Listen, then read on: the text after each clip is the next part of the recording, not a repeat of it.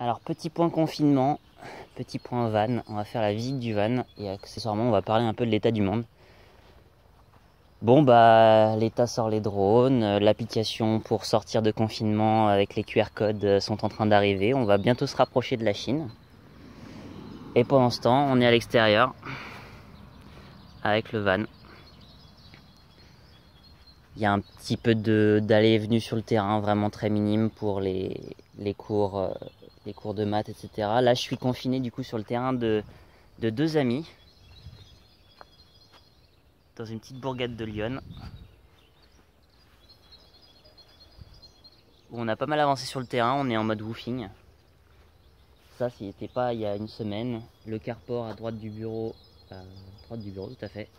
Le chalet avec le toit qui est en train de s'effondrer qu'on a finalement fait tomber nous-mêmes. Les carottes, les premières buttes, les patates. Un deuxième stand pour les panneaux solaires. Normalement, je reçois aujourd'hui de MyShop Solaire une grosse commande de panneaux solaires qui me servira pour ma prochaine maison, mais aussi ici en attendant. À 70 kg la batterie, ça commence à devenir lourd, sachant qu'il y en a deux, plus les panneaux, plus les câbles. Donc moi, je voulais vous proposer de faire une visite du van et de comment ça marche la van life en confinement.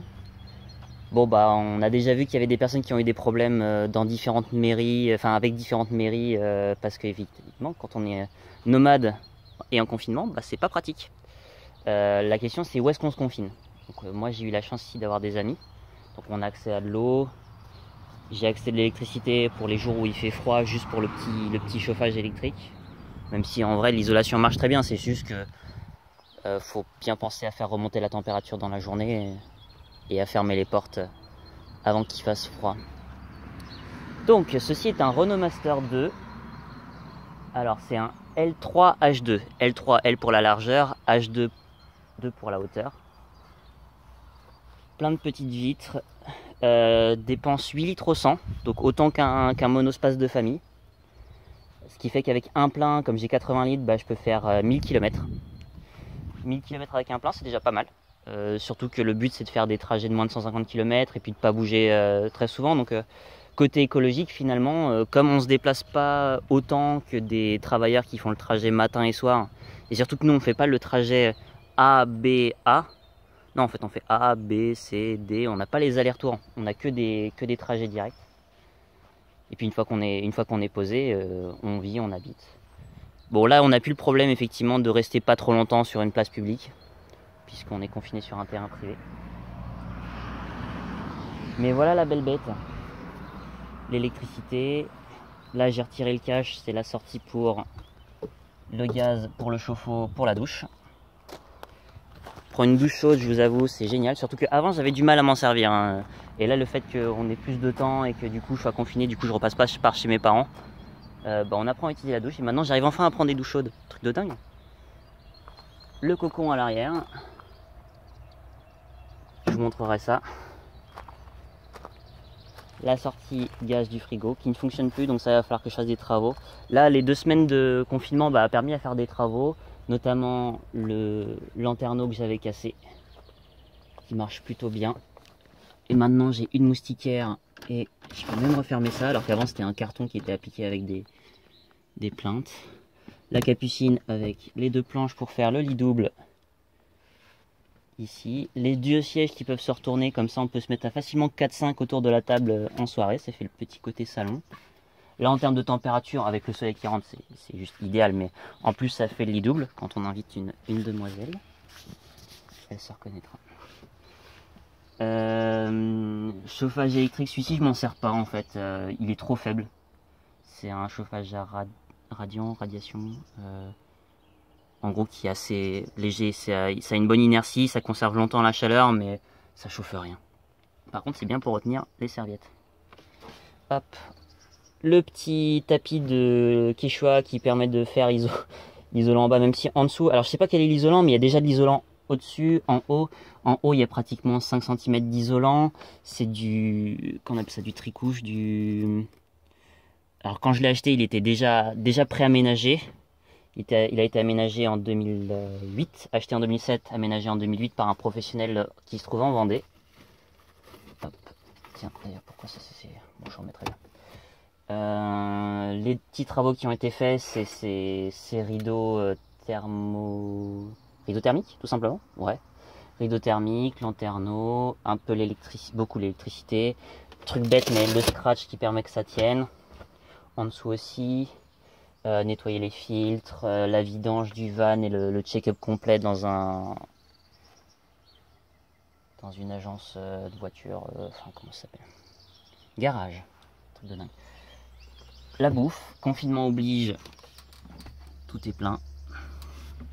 Parti faire les courses hier, une fois toutes les semaines et demie, 2 semaines. Quoi tenir, le frigo, hop, hop. 60 litres il me semble, 60 litres qui marche au 12 volts, 230 volts et au gaz. Bon là le gaz je l'ai déjà utilisé, ça fonctionne plus. En gros le gaz sur ce genre d'équipement ça marche 7-8 ans, comme ça date de 2008, on est en 2020, je vous laisse faire le calcul. Hop, de quoi manger, des légumes, des saucissons. De quoi, là ici j'ai une seconde batterie qui ne gère que la lumière de, hop, cette lumière là, et cette lumière là, ici. Celle-ci du coup elle est sur le panneau solaire, celle-ci c'est sur une batterie.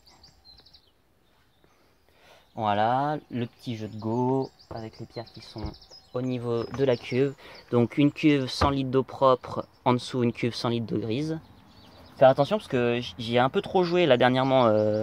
Confinement oblige, bah, il faut bien faire la vidange à un moment quand même, parce que les eaux grises à un moment ça risque de... Enfin, ça risque de commencer à mettre de la pression sur la cuve, et c'était le cas parce que quand j'ai fait la vidange, donc je suis sorti juste avant de faire les courses, je suis sorti aller faire la vidange dans un lieu public qui est organisé, qui est fait pour, il y en a un peu partout en France. Il suffit de regarder sur Park4Night, ils sont référencés, c'est une application qui est disponible sur Android, sur iPhone, tout ça. Et il commençait déjà à y avoir une odeur, en fait on voyait des gouttes perlées en dessous du camion. C'est pas bon signe, donc ouais, il faut vraiment que je fasse attention. À partir du moment où la cuve d'eau propre est vide, a priori la cuve d'eau grise est pleine. Donc là, comme j'ai rempli entre deux, c'est pas forcément une bonne idée. Les vêtements et la paperasse accessoirement. Fresque de la Renaissance écologique. Les jeux de cartes, c'est une bonne question. Le kit du facilitateur. Hop. Des docks et puis tout ce qui est outils, etc. Moi qui adore le jus de citron, une bonne bouteille. Encore, c'est tout ce qui rentre pas dans le placard en gros. Un jerrycan d'eau. En gros, tout ce qui est dans la cuve, bon, ça peut stagner un peu plus longtemps. Là, pendant le confinement, c'est pas, comme je reste 100% du temps dans le fourgon, c'est pas très gênant. Mais sinon, normalement, l'eau potable, je la mets juste dans un jerrycan qui tourne un peu plus souvent. Et le cocon. Le cocon ou le local technique? On va faire le cocon d'abord. Donc le cocon, vous pouvez voir qu'il y a encore des parties qui sont pas tout à fait isolées parce que le métal est à vif. J'ai commencé à tester à mettre du liège en plus de chaque côté qui fait aussi en gros panneau d'affichage. Une petite table qui permet de bosser, de se mettre la table sur les genoux, et puis une petite table faite sur mesure avec les pieds qui dépassent. Un creux à l'intérieur avec les pieds qui dépassent. Et une petite vitre pour faire un courant d'air avec l'avant, la porte latérale, et summum du kiff quand on est en confinement avec du soleil. Alors le soleil il tape de ce côté-ci, donc il tape à l'arrière du véhicule en milieu, fin de journée, en gros la plupart du temps. Et du coup ce que je peux faire c'est j'ouvre la porte arrière, je laisse le rideau, il y a juste un courant d'air qui se fait, pas la lumière dans les yeux, vraiment pas mal. Alors nous avons douche, salle de bain, hop, peigne, brosse à dents, rasoir, une jolie lampe, un évier qui se relève. Alors normalement il y a des toilettes chimiques que j'utilise pas, parce qu'en vrai quand on est nomade en fait il y a des toilettes partout en France.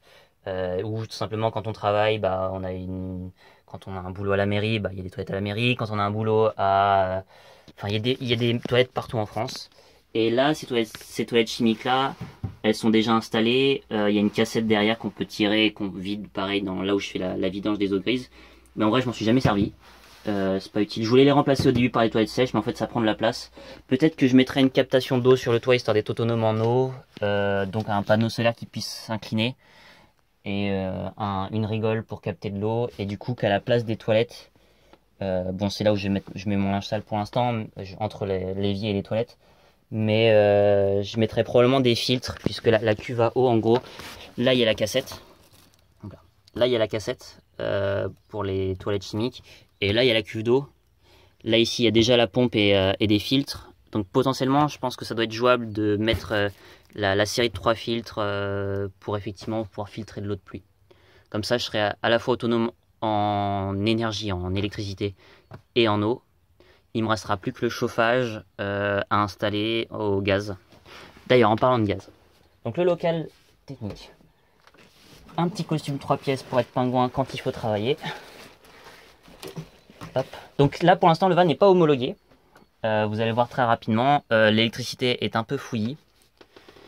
En soi, je me pose toujours la question de si je le fais homologuer ou pas. Le but à la base, c'était de l'être. Donc j'ai déjà rencontré un professionnel, etc. pour l'homologuer. Tiens, a priori, j'ai pas beaucoup de temps. Le gaz, l'électricité, le chauffe-eau, le bornier, le contrôleur solaire qui récupère la charge du soleil. Et